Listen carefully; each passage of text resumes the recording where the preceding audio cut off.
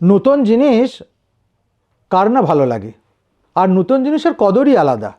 কিন্তু দুটো পুরনো জিনিস আছে, নতুন জিনিসের যতই কদর থাকুক ওই দুটো পুরনো জিনিসের কদর কোনো দিন কমে না, বরং নূতনের চেয়ে পুরনোর কদরই বেশি হয়। কী সেগুলো বলছি।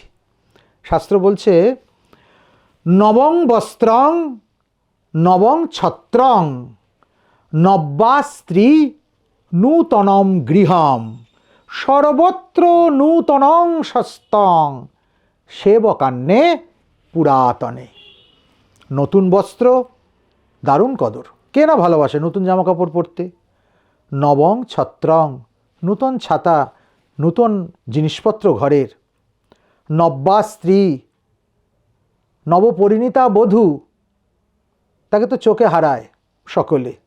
নূতনম গৃহম নতুন ঘর, নতুন বাড়ি, ফ্ল্যাট সবাই ভালোবাসে।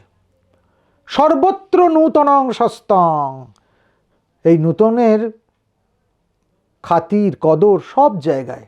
শুধু দুটো জিনিসে পুরনো জিনিস কখনো খাতির হারায় না, সেটা কি?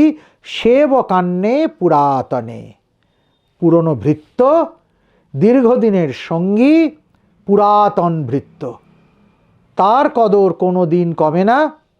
আর পুরনো চাল, কথাতে আছে পুরনো চাল ভাতে বাড়ে, তাই পুরনো চাল আর পুরনো ভৃত্য এ দুটোর কদর কিন্তু নূতনের চেয়েও বেশি, একথা আমাদের মানতেই হবে।